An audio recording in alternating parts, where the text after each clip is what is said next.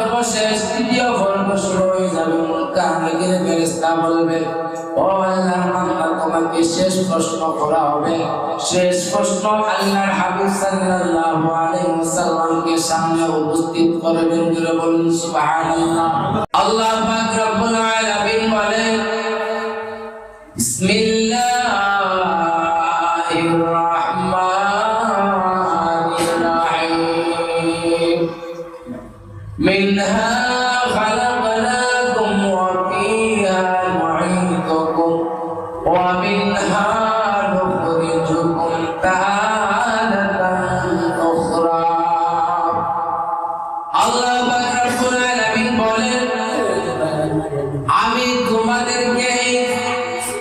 মাটি থেকে সৃষ্টি করেছি, আবার আমি তোমাদেরকে এই মাটির মধ্যে দাফন করাইব, আবার দ্বিতীয়বার আমি তোমাদেরকে হাসরের বিচারের জন্য আমি তোমাদেরকে এই মাটির দিকে উঠাইব। আমি তোমাদেরকে এই মাটির দিকে সৃষ্টি করছি, আবার এই মাটির মধ্যে তোমাদেরকে দাফন করাইব, আবার দ্বিতীয়বার হিসাব নিকাশের বিচার দেওয়ার জন্য আবার তোমাদেরকে এই মাটির দিকে পুনরুত্থান করব। খবর সম্পর্কে আল্লাহ নবী সাল্লাল্লাহু আলাইহি ওয়াসাল্লাম বলেন, খবর কাহার জন্য জান্নাতের টুকরা, কাহার জন্য জাহান্নামের গাড়া। খবর কাহার জন্য জান্নাতের টুকরা, কাহার জন্য জাহান্নামের গাড়া।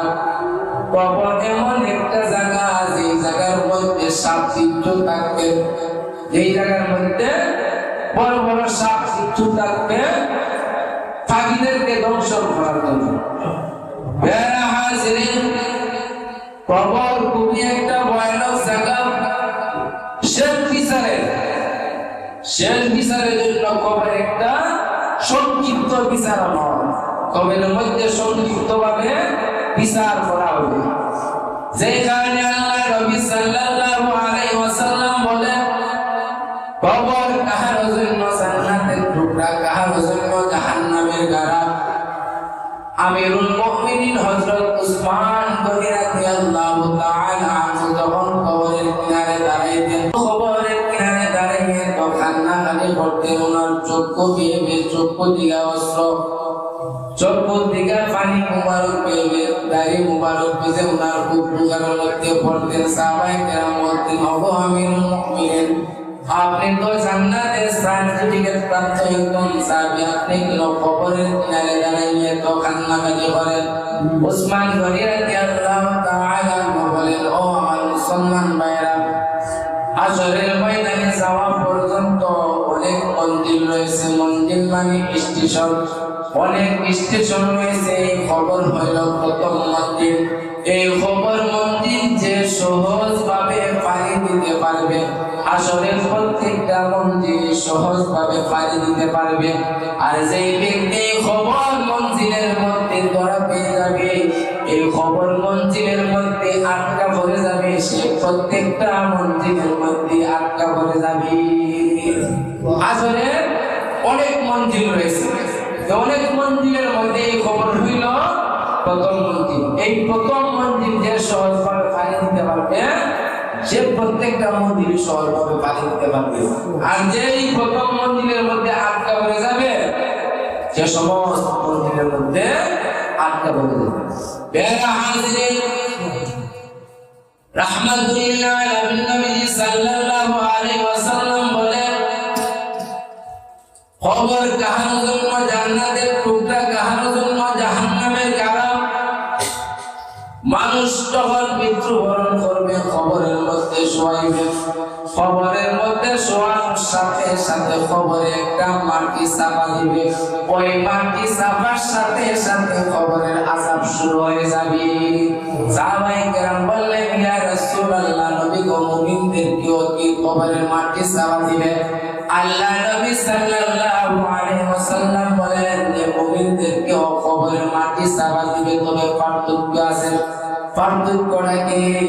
আল্লাহর হাবিব সাল্লাল্লাহু আলাইহি ওয়াসাল্লাম বলেন যে দুনিয়ার শিশু সন্তানেরা যখন তাদের পেটের মধ্যে ক্ষুধা লাগে, শিশু সন্তানদের যখন পেটের মধ্যে ক্ষুধা লাগে তখন তারা কান্নাকাটি শুরু করে।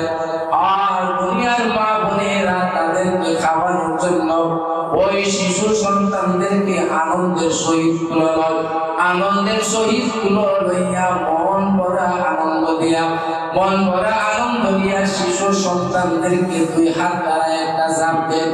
ঠিক তদ্রূপভাবে আল্লাহর হাবিব সাল্লাল্লাহু আলাইহি ওয়াসাল্লাম বলেন, দুনিয়ার ক্ষুধার্ত শিশু সন্তানদেরকে মা বোনেরা মনের আনন্দ দিয়ে যেভাবে জাপ দিয়া ধরে, কবরের মাটিও ঠিক তদ্রূপভাবে একজন মুমিনকে সেইভাবে জাপ দিয়া ধরবে।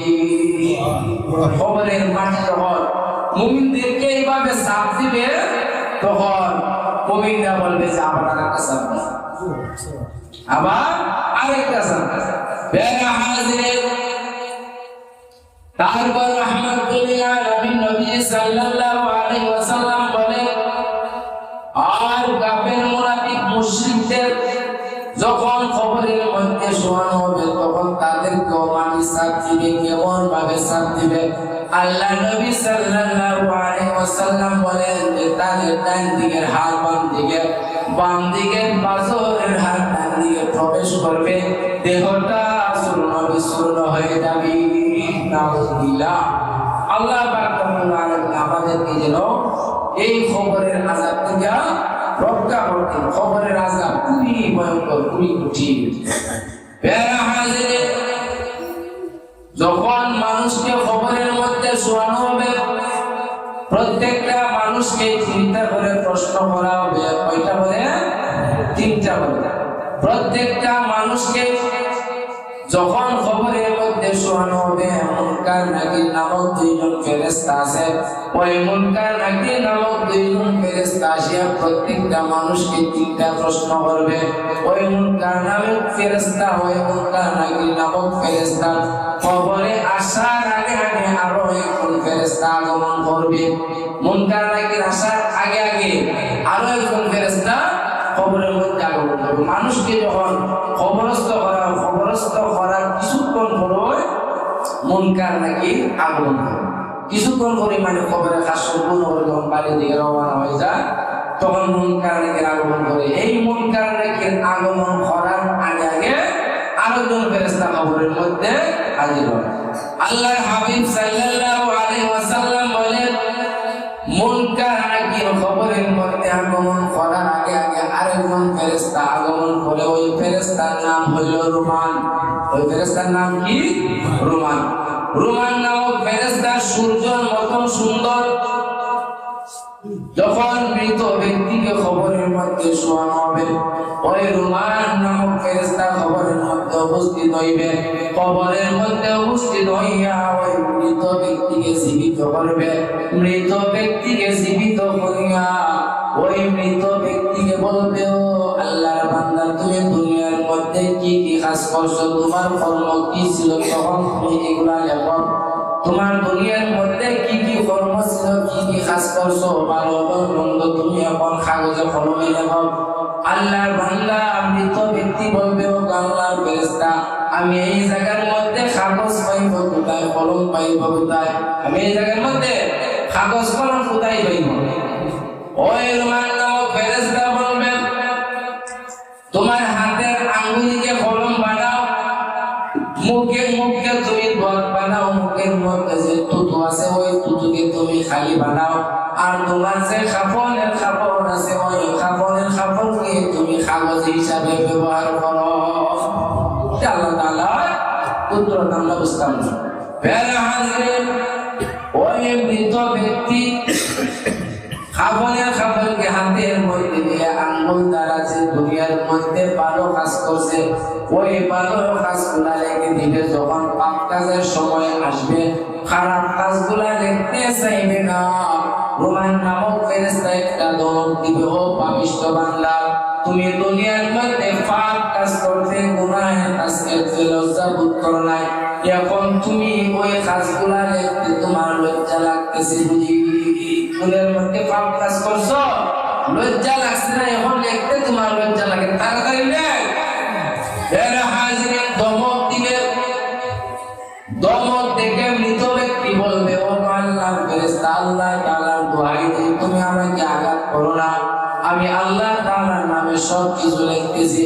ওই মৃত ব্যক্তি ভালো মন্দ সব কিছু লিখে শেষ করবে। তারপর রুমান ফেরেশতা বলবে তুমি যে গুনাহ লিখছো এগুলোর মধ্যে তুমি সিল মারো। ওই মৃত ব্যক্তি বলবে যে আমি সিল পাইব কোথায়, মোহর পাইব কোথায়? আল্লাহর ফেরেশতা রুমান ফেরেশতা বলবে তোমার হাতের নখকে তুমি সিল মোহর হিসাবে ব্যবহার করো, তোমার হাতের নখকে সিল মোহর হিসাবে তুমি ব্যবহার করো। বেরা হাজির তারপর হাতের নখ দিয়ে সিল মারবেন। তারপর রুমান ফেরেশতা ওই বান্দার আমলনামা তার গলার মধ্যে লটকাইবে। আল্লাহ পাক রব্বুল আলামিন বলে ওয়া কুল্লা ইনসানিন আলজামনাহু তাইরুহু ফি উনুকি। আল্লাহ পাক রব্বুল আলামিন বলে প্রত্যেক মানুষের আমলনামা আমি তার গলার মধ্যে লটকানোর ব্যবস্থা করছি। প্রত্যেক মানুষের আমলনামা আমি গলার মধ্যে লটকানোর ব্যবস্থা করছি। দুনিয়ার মধ্যে ভালো করছো না মন্দ করছো সব দেখবে, সব হাসরের ময়দানে প্রকাশিত তোমার গলার মধ্যে লটকানো থাকবে। বেরা হাজির রোমান ফেরেশতার সম্পূর্ণ কাজ শেষ হয়ে যাবে। রোমান ফেরেশতা যখন এই জায়গা থেকে চলে যাবে তখন মুনকার নাকির নামক ফেরেশতা খবরের মধ্যে খবরের মাটি ছিদ্র করে ভয়ঙ্কর আকৃতি নিয়ে মেঘের মতন গর্জন নিয়ে ওই খবরের মধ্যে উপস্থিত হইবে। মৃত ব্যক্তি দেখা তখনই তার গলা শুকাইয়া যাবে। মুনকার নাকিরের এত বিপজ্জ চেহারা আসলে সময় সংকীর্ণ সময়ে সব কিছু বলা যায় না। এত বিপজ্জ চেহারা নিয়ে হাজির হইবে যে মুনকার নাকিরের চেহারা দেখাও মৃত ব্যক্তির গলা শুকিয়ে যাবে। বেরা হাজির মুনকার নাকির আসিয়া ওই মৃত ব্যক্তিকে বলবে ও আল্লাহর বান্দা তুমি দুনিয়ার মধ্যে কি করছো না করছো আল্লাহ পাক রব্বুল আলামিন জানে।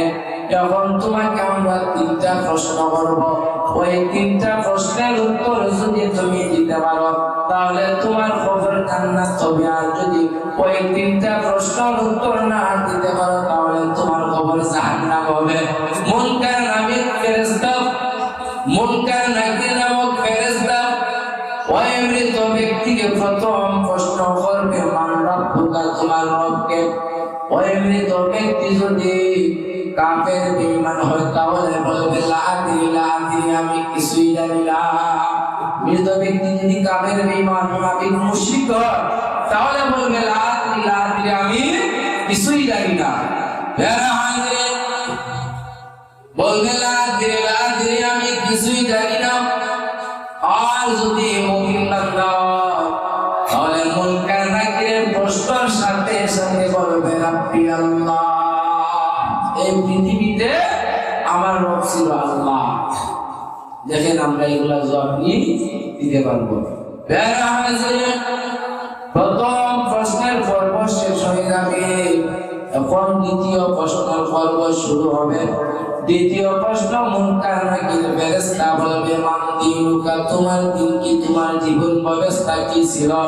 যদি কাফের বেঈমান মুনাফিক মুশরিক হয় তাহলে বলবে লা আদরি আমি কিছুই জানি না। আর যদি মুমিন হয় তাহলে বলবে দীনুল ইসলাম, আমার দিন ছিল ইসলাম, আমার ধর্ম ছিল ইসলাম, ইসলাম আমার জীবন ব্যবস্থা ছিল।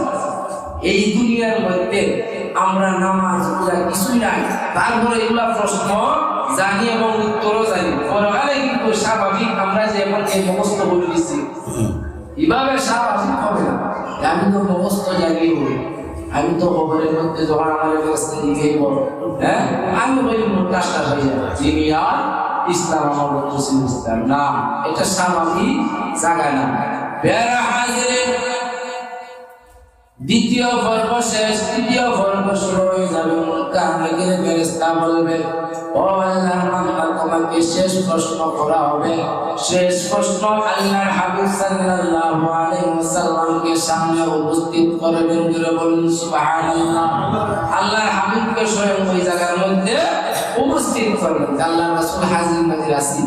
এইভাবে পৃথিবীতে প্রতিদিন খুব হাজার হাজার মানুষ মারা যাইতেছে, প্রতিদিন খুব হাজার হাজার মানুষ মারা যাইতেছে। তাদেরকে প্রশ্ন করা হয় না, হয়নি?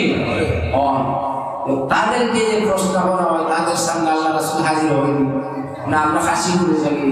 হ্যাঁ, বেরা হাজির যাই হোক, আল্লাহর নবী সাল্লাল্লাহু আলাইহি ওয়াসাল্লামকে হাজির করা হবে। তারপর ফেরেশতারা বলবেন, আমার নাহাদার রাজুল, উনি সম্পর্কে তোমার মন্তব্য কি? উনি কি তোমাকে চিনেনি? ওনাকে কি তুমি চিনোনি? যদি কাফের, বেঈমান, মুনাফিক, মুশরিক হয়, আল্লাহর রাসূলের দুশমন হয়, তাহলে বলবে লা আদরি, আমি কিছুই জানি না। আর যদি মুমিন যদি হয়, তাহলে আল্লাহর নবী সাল্লাল্লাহু আলাইহি ওয়াসাল্লামকে দেখে বলবে যে উনি হলো আমার নবী মুহাম্মদুর রাসূলুল্লাহ সাল্লাল্লাহু আলাইহি ওয়াসাল্লাম। আল্লাহ রাসূলের সাথে আমাদের ভালোবাসা আছে। আল্লাহ রাসূলের সাথে যদি ভালোবাসা থাকে, অবশ্যই আল্লাহ রাসূলকে আপনি চিনবেন। ভালোবাসা যদি না থাকে চিনবেন না, ভালোবাসা না থাকলে চিনবেন না। কাহারো প্রতি কাহারো ভালোবাসা আছে কি না নাই, কাহারো প্রতি কাহারো ভালোবাসা আছে কি নাই, অথবা কম আছে নাকি বেশি আছে, এটা মানুষের চালচলন দেখলে বোঝা যায়। বোঝা যায় না আমাদের ভালোবাসা আল্লাহ এবং রাসূলের প্রতি কতটুকু আছে, আমরা চালচলন দেখলে বোঝা যাবে। যে জ্ঞানী ইশারা বোঝা গাদারে ডাকাই দেব, ঠিক আছে না? আমাদের আল্লাহ এবং রাসূলের প্রতি কতটুকু ভালোবাসা আছে আমরা নিজের দিকে আমরা নিজে তাকাইলেই বুঝতে পারবো যে আল্লাহ তাআলাকে ভালোবাসতে কিভাবে চলতে হবে, আল্লাহ রাসূলকে ভালোবাসতে কিভাবে আমাদের জীবন যাপন করতে হবে। বেরা হাজিরিন, তিনটা প্রশ্ন যখন শেষ হয়ে যাবে, তখন যদি কাফের হয় তাহলে তার খবরটা জাহান্নামের গাড়া হয়ে যাবে। তার খবরের মধ্যে জাহান্নামের বিছানা বিছাইয়া দিবে, জাহান্নামের সঙ্গে যোগাযোগ করাইয়া দিবে। আর যদি মুমিন মুসলমান হয় তাহলে তার খবরের মধ্যে জান্নাতি বিছানা বিছাইয়া দিবে এবং জান্নাতের সাথে তাকে যোগাযোগ করাইয়া দিবে। মুমিন মুসলমানদের জন্য চিন্তার বলা, চিন্তাও নাই, তাদের ভয় নাই যে মুমিন মুসলমানরা খবরের মধ্যে কেমন করে শুইবে, মুমিন মুসলমানরা খবরের মধ্যে কেমন করে শুইবে। অনেক হাদিস রয়েছে।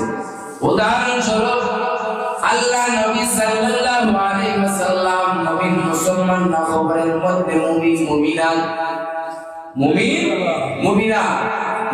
মুমিনাত খবরের মধ্যে কেমন করে শুইবে, কেমন করে তারা দিন কাটাইবে, কেমন করে তারা 50,000 বছর অতিবাহিত করবে। কয় হাজার বছর? 50,000 বছর খবরের মধ্যে কেমনে অতিবাহিত হইব। আল্লাহর হাবিব সাল্লাল্লাহু আলাইহি ওয়াসাল্লাম বলেন, দুনিয়ার মধ্যে যুবক এবং যুবতী বিবাহ বন্ধনে আবদ্ধ হইয়া, দুনিয়ার যুবক যুবতী বিবাহ বন্ধনে আবদ্ধ হইয়া যেমনই ভাবে আনন্দের সহিত বাসর করে ঘুমাইয়া থাকে, আল্লাহর হাবিব সাল্লাল্লাহু আলাইহি ওয়াসাল্লাম বলেন যে একজন মুমিন বান্দা খবরের মধ্যে ঠিক তদ্রূপ ভাবে ঘুমাইয়া থাকবে। চিরনিদ্রায় শুয়ে থাকবে, তাকে আর কেউ ডাক দিবে না। দুনিয়ার মধ্যে যুবক যুবতী বিবাহ বন্ধনে আবদ্ধ হইয়া বাসর করে কেমনি ঘুমায়, বাসর করে কোন অবস্থায় ঘুমায়, এইটা উদাহরণ হিসেবে বুঝি। কারণ মুমিনদেরকে যে আল্লাহ পাক রব্বুল আলামিন তাদের প্রতি যে সন্তুষ্ট আছে, তাদের প্রতি যে আল্লাহ তাআলা সন্তুষ্ট আছে এবং তাদেরকে যে আল্লাহ তাআলা শান্তি দিবে, তাদেরকে যে জান্নাতের ওয়াদা করছে, সেই কিন্তু আল্লাহ তাআলা আল্লাহ রাসূল উদাহরণস্বরূপ হাদিস শরীফের মধ্যে যুবক যুবতী দিয়া উদাহরণ দিয়েছে।